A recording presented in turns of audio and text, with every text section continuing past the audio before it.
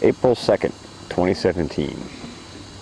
Wanted to do a short video today about the ram pump. I've stumbled across quite a few videos on YouTube of people having trouble starting their ram pumps and diagnosing issues with their ram pumps. And so I thought I would do a practical video about diagnostics and startup for ram pumps. So without further ado, we'll get started. So one of the key things that you want to really pay attention to with a ram pump is the sound that it's making when it's pumping. The sound that a ram pump makes when it's pumping gives you a lot of clues as to what issues there might be when it's not pumping correctly.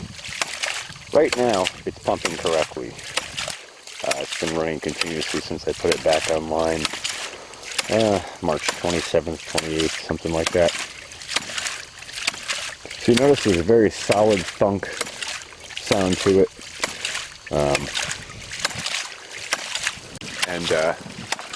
Also we'll go up to the standpipe so you can hear the sound that we have up at the standpipe, because that sound is critical. And I'll let you have a look down in there.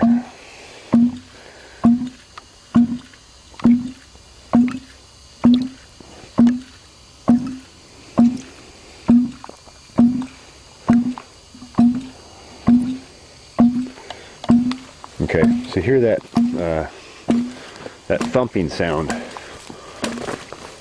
That's a clean, solid run. So I guess first we'll go and we'll look at startup.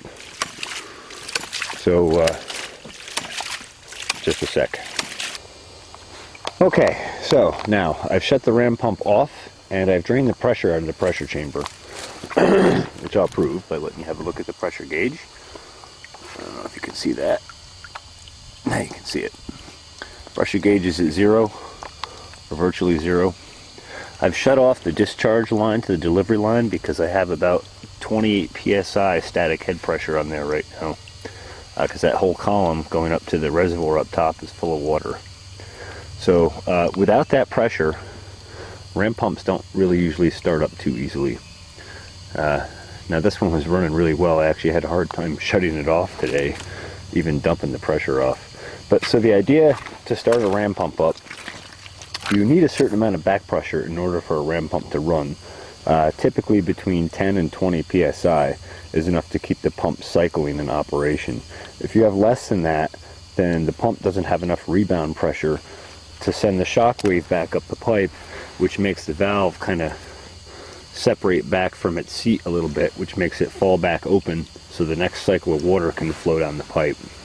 So basically ram pumps work by the velocity of water coming down the pipe and pushing the water through the swing check valve fast enough that it grabs the swing check valve and slams it shut.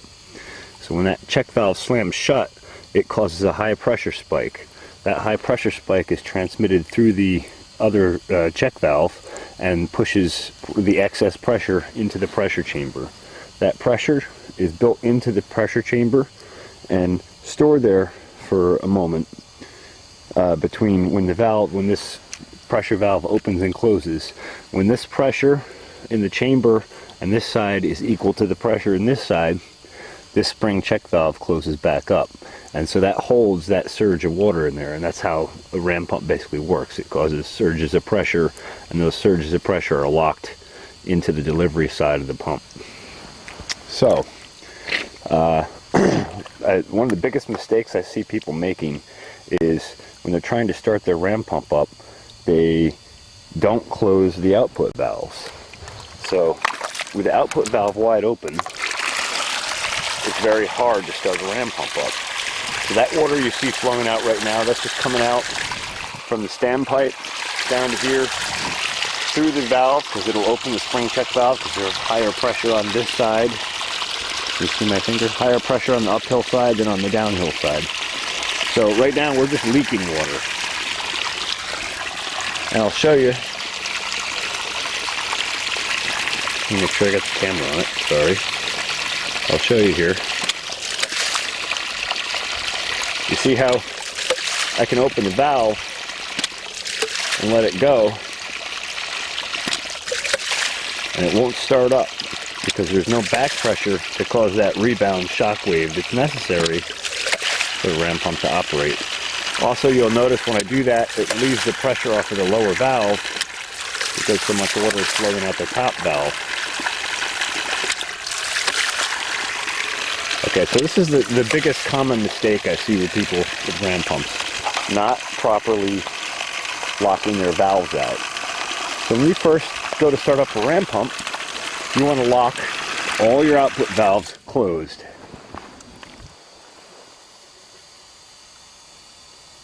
You can hear the air that's built up in the line sliding back up the tube. And now this whole line is charged full of water. So, again, you'll notice that there's still zero pressure on the gauge right now. I know you're upside down on it, I apologize, but...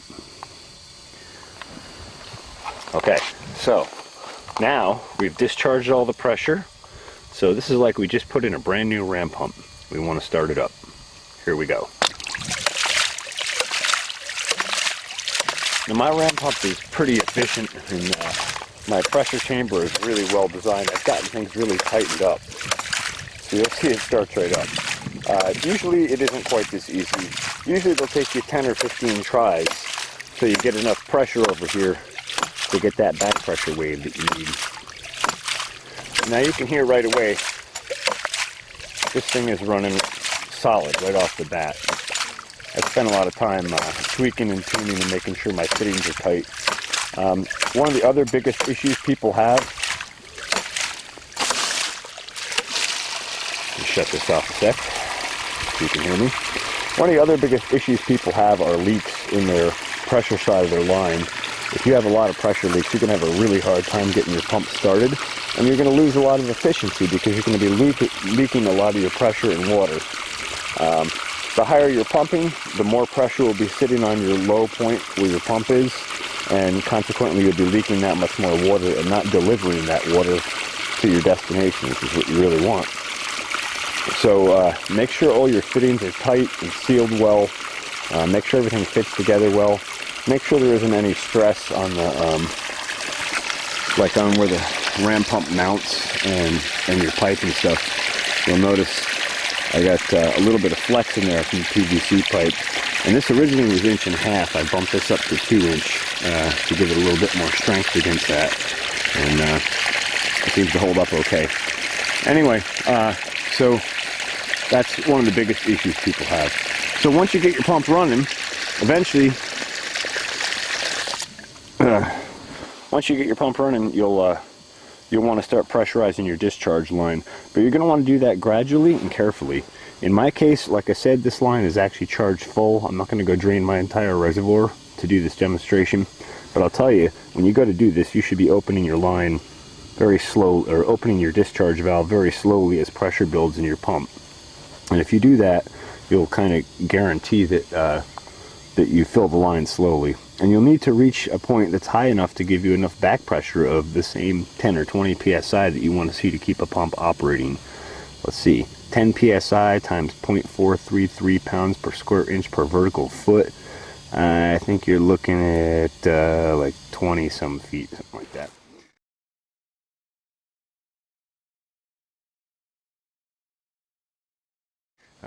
Not so great in math in my head, but anyway, so those are some key points. Another thing I want to point out, and I don't know if I can replicate this for you today or not. Let me see if I can. A lot of times your drive pipe will not have enough water supply in it, or when you first start up, there'll still be air bubbles trapped in here because the line filled up, but there's still some air in it. When that happens, a lot of times you'll see this valve double clack. I call it double clacking, but it'll actually tick, tick, tick, tick, and it'll basically open and close twice. When you hear that going on, most likely you've got some air in your line here somewhere. You may have a leak on your input, or you may have a high point where air is trapped. So you want to eliminate that. That double click, you're going to lose a lot of efficiency and you're not going to pump a lot of water.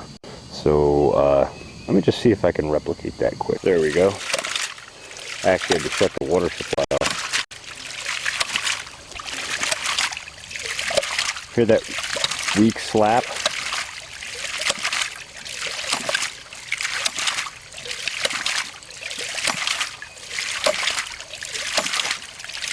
I'm not getting a double clack today for some reason.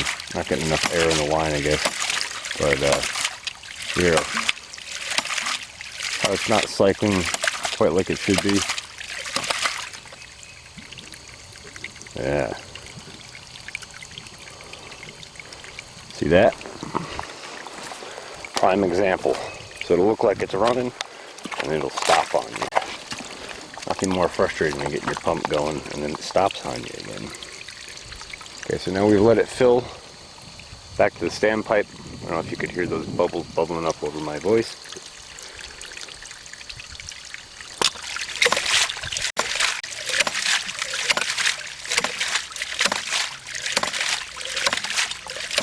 So I find this problem happens most frequently when you first turn the water back onto the line, because you end up with, especially with a long delivery line or drive line like I have. I have a 35-foot drive line and then like 115 or 117 feet from the standpipe into the spring. So it's a long line. You can build up a lot of air bubbles in there, and it takes a while to clear them.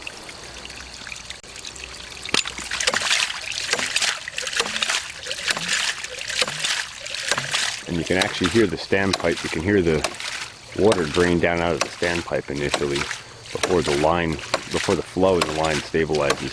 I don't have a whole lot of elevation drop. We're maybe dropping maybe a foot from the spring to the standpipe, so there's not a whole lot of pressure to drive the water across from the spring to the standpipe. So I want to preserve my vertical drop. Anyway, you can see that, you can hear and see that that's solid now. Big difference in sound and operation. And I should mention that I have the discharge side open now, so it's actually delivering that water. I'll let you look at the gauge here quick. You can see we're about 28 psi is our base pressure. And I'll shut that delivery out and we'll let the pressure build. And you'll hear the difference in the pump as the pressure builds.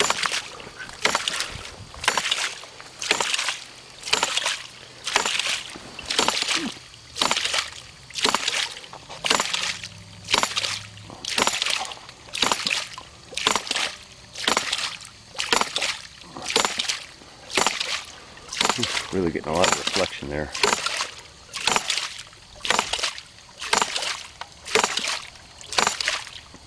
So you can hear how it's hitting a little bit harder each stroke now. And you see the pressure starting to climb.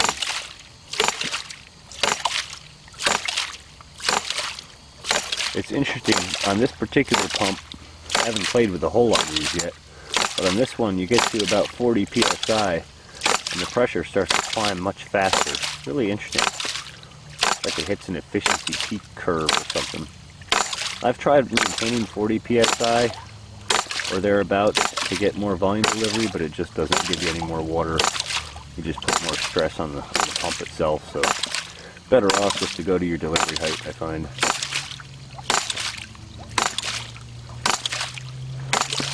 And you notice the pressure buildup takes some time.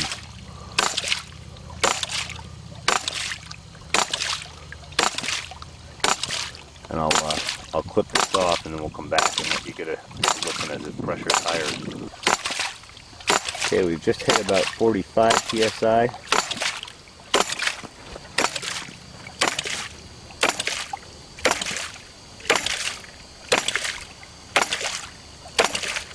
So I want to take you up to the standpipe and let you have a listen up there. You hear there's a different tone to it now. Hear the different tone? I also want to point out, you can hear the shock wave coming back up the pipe. You can actually hear it from out there come up to here. And that's because the speed of sound is different in solid materials than in air. I forget the exact speed. I think it's around 2,000 feet per second in Schedule 40 PVC. And I know it's around 1100 feet per second in air at 59 degrees Celsius at sea level.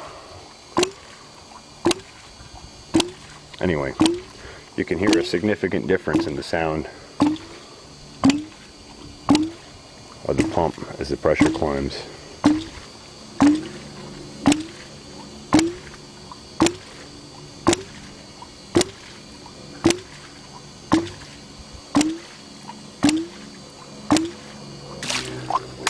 Okay, so we're sitting up around 70 psi now.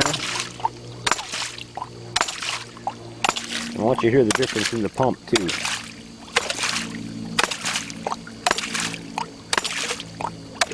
You can almost hear like a sucking back vacuum. This pump's starting to reach about its max pressure. This pump will do about 90 psi max, but from 70 to 90 is quite takes about 5 minutes or so. Alright, oh, I ran out of tape, so I had to rewind and pick it up before I started this record. Anyway, so a couple of things I want to mention about valves and angles and that sort of thing. That's an 1.5-inch valve on there right now. It's an 1.5-inch pump. This is an 1.25-inch valve. You'll notice I have an array of valves here, where you can actually go, as water supply drops through the summer, I find I have to go to smaller valves to work with the limited amount of water I have. I find that they, even right down to the 3/4-inch valve, I can still deliver water. Obviously my water delivery goes down with each valve size change, but it is possible to scale this pump down all the way down to 3/4, where our supply, I think our lowest input supply on the 3/4 valve is about 5 gallons a minute. So as long as we have 5 gallons a minute, we can pump water. And the typical 1.5-inch setup, like is on there right now, needs about 15 gallons a minute of supply water. I will try and dig up where I got all my information and charts from. It was a really good website link. I just haven't been able to find it. Anyway, points about the valves. I find that the 1.25-inch and 1.5-inch valves, and I suspect this goes on up into the bigger valve sizes. I did not find this issue with the smaller valve sizes, but I find that if you see that flapper in there, see if I can, right? You see how that flapper isn't seated quite on center? You can see the wear mark on the edge. Okay, I find that if your valves aren't sitting perfectly level, in other words, if you're cocked off to the side, these bigger valves have a tendency to flop and not sit quite right in the valve seat. And so they'll leak a little bit, so oftentimes your pump will shut off on you. You'll come down and be like, what happened? I don't understand why it shut off. That's why. So I recommend for 1.25-inch, 1.5-inch and bigger valve, or 1.25-inch, 1.5-inch and bigger ram pumps. You want to get this valve, it doesn't necessarily have to sit level, but I find if you line it up in general, you'll notice this one is actually cocked a little bit to the side a bit. That's because of the way the level sits in here. And I basically am taking the streamlined flow of the water and making that kind of help seat the valve correctly. Because I find when it's cocked off to the side, and if this valve is twisted, say 90 degrees this way, the water flow that comes through, those eddy currents actually cause the valve not to seat correctly. And oftentimes it'll fail and not keep pumping. And since the whole idea of a ram pump is free, endless pumping water, we like to keep it running. So that's just a tip to note. A moment ago, before my camera died, I actually just about had this to the double clacker stage. It's hard to get failures on a pump when you got it set up tight, but I'm going to try again here and see if I can get that double clack sound just so you can know what I'm talking about.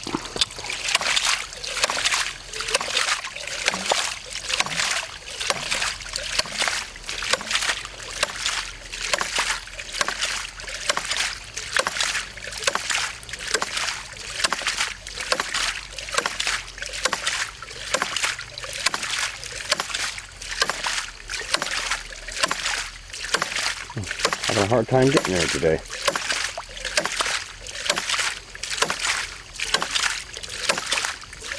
Let me try it again. Alright, we're going to try it again while we got low water now. Oh, we might actually be able to pull this off this time.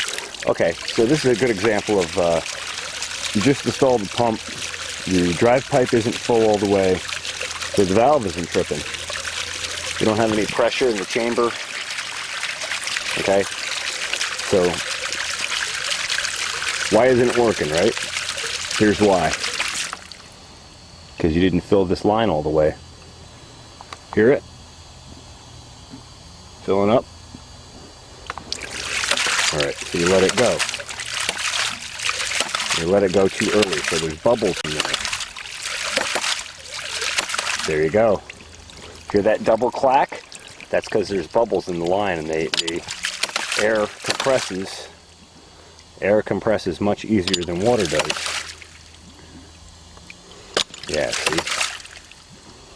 Perfect. Perfect. Perfect fail. Exactly what I wanted. Right? So it's acting up, it's acting all screwy. Doesn't want to work. Alright, but you'll notice that we're just about a little over 10 psi. So watch, in the next couple cycles here, this will start to work.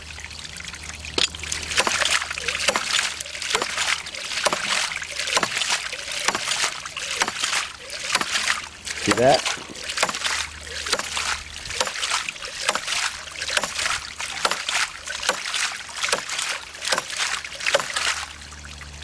Yeah.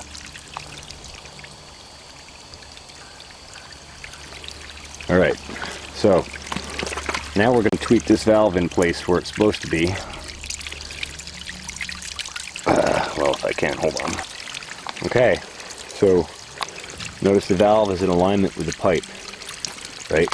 So this is the pivot point, so that flapper swinging with the water current isn't working off to the sides.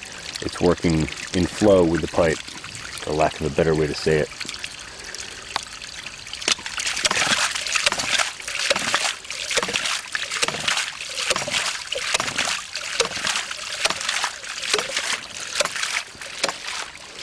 And so you can hear some of the bubbles and air spots working out of the standpipe and the drive line.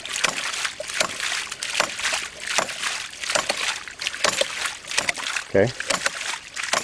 There's the double clack because there's air in the drive line.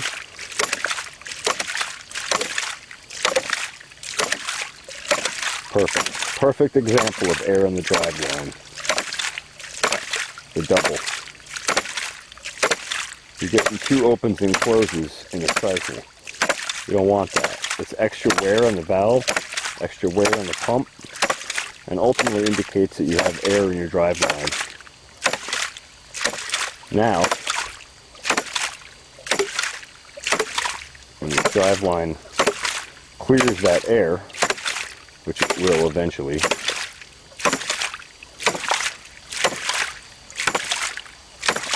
you won't hear that problem anymore. Also, you'll notice our pressure is up, right? So now I can go ahead and open my my delivery line valve. I'm not going to do it slowly because I don't need to, because I have pressure on the delivery line, if you remember. So you'll notice how fast the pressure drops when I do that. When you hear the pump change, the tone change, the frequency change. Really, one of the best indicators for whether a ram pump is functioning correctly or not is the sound that you hear from it. And I hope that this video will help you understand what each sound means, so you'll be able to better diagnose issues you have with your ram pumps and get them fixed and running.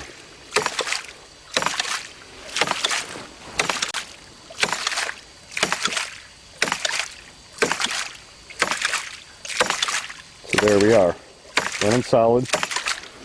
We're delivering water. No more double clap because we cleared the air out of the line. Alright, I think that just about covers over diagnostics. If you have questions or comments, please leave them in the description, or leave them in the comments section below. And thanks for watching the Farmacy Seas Network YouTube channel. Hope you have a great spring. He's back on and flowing now. Man, look at the water coming out of there. Look how fast this stream floods out. Increíble. Wow.